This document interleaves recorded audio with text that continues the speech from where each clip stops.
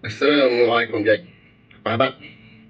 Aku harap korang semua baik-baik je lah pagi ni. Jadi aku ada uh, kali ni aku ada satu episod mengenai kehidupan.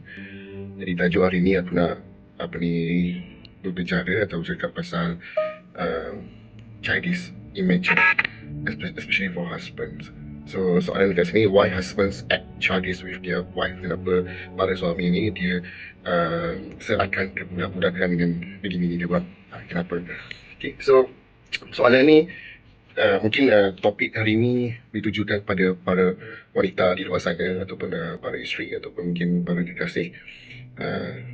Kenapa suami boleh jadi childish ataupun kebudak-budakan bila dengan isteri?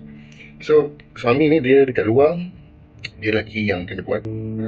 Biasalah kalau kita ni seorang lelaki ataupun seorang suami, bila dia dekat luar ataupun dekat tempat kerja, dia kena jadi seorang yang kuat.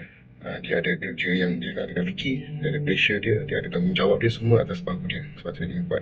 Tapi bila dia balik rumah, dia jadi mengada, buat lawak bodoh, manja tak tahu pasal, nak tidur atas river lah, atau nak perlukan isteri dia, ataupun nak mencuit-cuit lah, ataupun tiba-tiba buat lawak bodoh kan. So itu semua childish behavior ataupun otak kebudak-budakan lelaki. So listen, dengar baik-baik para isteri semua.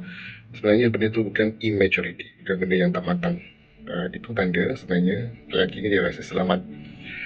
Suami ni dia jadi childish bila dengan orang dia trust, orang yang dia percaya, orang yang dia tahu orang tu tak judge dia. Masa dia tak perlu menghakimi dia dekat dalam rumah, dia rasa selamat. So kat sini kalau suami kau jadi macam ni dengan kau dan korang ni, korang ni bukan sekadar isteri, bukan sekadar girlfriend, tapi korang ni tempat dia lepaskan semua beban. Sebab tu lagi kalau kau keluar dengan bini dia, nak bergurau-gurau, nak bergurau sendiri, sebab dia nak lepaskan semua beban yang dia ada dekat rumah. So pendek kata, sebagai kata tutup, real men don't act childish everywhere, they do it at home.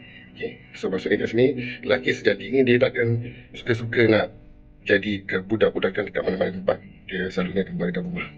So alright, then follow up untuk relationship and psychology versi orang biasa.